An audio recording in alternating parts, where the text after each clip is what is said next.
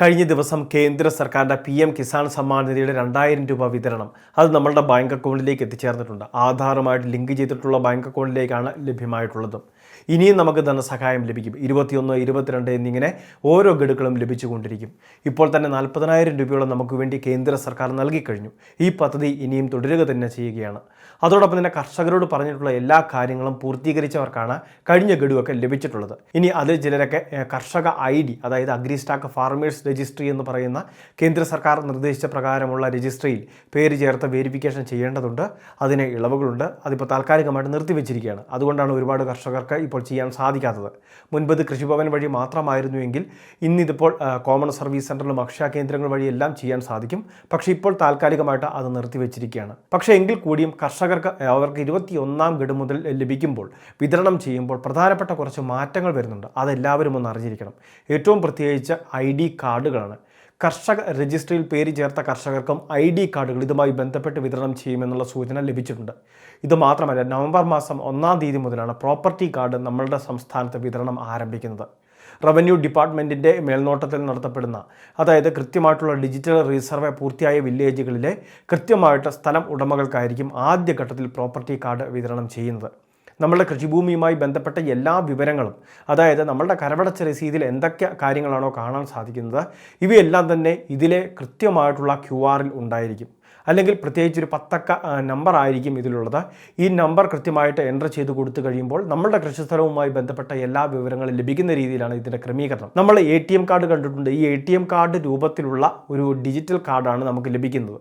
ഇത്തരത്തിൽ revenue digital card നമ്മുടെ കൈവശം എത്തുന്നതോടെ പിന്നീട് നമ്മളുടെ എന്തെങ്കിലുമൊക്കെ ആവശ്യങ്ങൾക്ക് അത് കാർഷിക വായ്പകൾക്കാവാം അല്ലെങ്കിൽ മറ്റെന്തെങ്കിലുമൊക്കെ സംബന്ധിച്ച അതായത് ഒന്നെങ്കിൽ വരുമാന സർട്ടിഫിക്കറ്റ്, ലൊക്കേഷന് അല്ലെങ്കിൽ ബാധ്യതാ സർട്ടിഫിക്കറ്റ്, കൈവശാവകാശ രേഖകൾ ഇതിനു വേണ്ടിയൊക്കെയുള്ള അപേക്ഷകൾ സമർപ്പിക്കാനായിട്ട് ഇനി ഇതാണ് നമ്മൾ കൊടുക്കേണ്ടത്.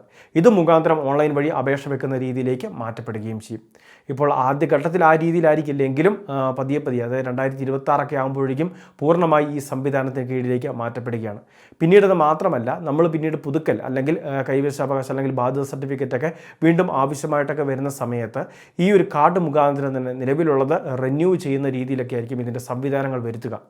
അപ്പോൾ ഇങ്ങനെയുള്ള ഒരുപാട് മാറ്റങ്ങൾ എല്ലാ കർഷകരും നിർബന്ധമായിട്ടും ഇത് വാങ്ങിയിരിക്കണം, അല്ലെങ്കിൽ ഇവർക്ക് ഇത് ലഭിക്കുക തന്നെ ചെയ്യും.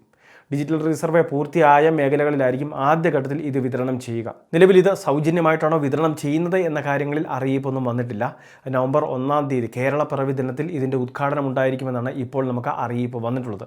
അപ്പോൾ കർഷകർക്ക് 2 രീതിയിലാണ് കാർഡുകൾ ലഭിക്കുന്നത്. കിസാൻ സമ്മാൻ നിധി അല്ലെങ്കിൽ കർഷക രജിസ്ട്രി എല്ലാം പൂർത്തീകരിച്ച കർഷകർക്ക് അതിൻ്റെ ഭാഗമായിട്ടുള്ള ഒരു പ്രത്യേക കാർഡ് കൂടി നൽകുമെന്ന് അറിയിപ്പ് വന്നിട്ടുണ്ട്. പക്ഷേ അതിനെ സംബന്ധിച്ച് ഇപ്പോൾ കൃത്യമായിട്ടൊരു മറുപടിയോ അല്ലെങ്കിൽ കൃത്യമായിട്ട് സർക്കാരിൻ്റെ ഭാഗത്തുള്ള അറിയിപ്പുകളോ നമുക്ക് ലഭിക്കുന്നില്ല. മുൻപ് ഇതിനെപ്പറ്റി കുറച്ചുകൂടി പരാമർശങ്ങളുണ്ടായിരുന്നു. പക്ഷേ ഏറ്റവും പ്രധാനമായിട്ടുള്ളത് നമ്മളുടെ പ്രോപ്പർട്ടി കാർഡാണ്. അപ്പോൾ ആ കാർഡ് നവംബർ മാസം 1-ാം തീയതി മുതൽ വിതരണം ആരംഭിക്കുകയും ചെയ്യും. വിതരണം ആരംഭിക്കുന്നത് ഓൺലൈൻ വഴി ഡൗൺലോഡ് ചെയ്ത് എടുക്കുന്ന സംവിധാനമായിരിക്കില്ല. ഒരു പക്ഷേ നമുക്ക് പ്രത്യേകിച്ച് ഓരോ വില്ലേജ് അടിസ്ഥാനത്തിലും കൃത്യമായിട്ട് വിതരണം ചെയ്യുന്ന രീതിയായിരിക്കും. വില്ലേജ് ഓഫീസുകളിൽ പോയി വാങ്ങുന്ന രീതിയോ അല്ലെങ്കിൽ മറ്റേതെങ്കിലുമൊക്കെ കേന്ദ്രങ്ങളിൽ എത്തിച്ചേർന്ന് വാങ്ങുന്ന രീതിയോ, അതല്ലെങ്കിൽ കൃത്യമായിട്ട് കർഷകർക്ക് ഒരു അറിയിപ്പോ ഫോണിലേക്ക് SMS വന്ന് അത് കൃത്യമായിട്ട് ഓൺലൈൻ സർവീസ് സെൻ്ററിലൊക്കെ പറഞ്ഞ് അവിടുന്ന് കൃത്യമായിട്ട് എൻ്റർ ചെയ്ത് ഇത് ഡൗൺലോഡ് ചെയ്തെടുക്കുന്ന രീതി, പ്രിൻറ്റ് ചെയ്തെടുക്കുന്ന രീതിയോ അതൊക്കെ പല രീതി ചിലപ്പോൾ ഇതിൻ്റെ ഭാഗമായിട്ടുണ്ടാവാം. അതിനെ സംബന്ധിച്ചുള്ള അറിയിപ്പ് വരും ദിവസങ്ങൾ നമ്മുടെ ചാനലിലൂടെ അറിയിക്കാം. അപ്പോൾ ഈ അറിയിപ്പ് തീർച്ചയായിട്ടും എല്ലാവരും ഒന്ന് ശ്രദ്ധിക്കുക. ഇതുപോലുള്ള നിരവധി അറിയിപ്പുകൾ തുടർന്നും ലഭിക്കാൻ ചാനൽ സബ്സ്ക്രൈബ് ചെയ്യുക, ഫോളോ ചെയ്യുക.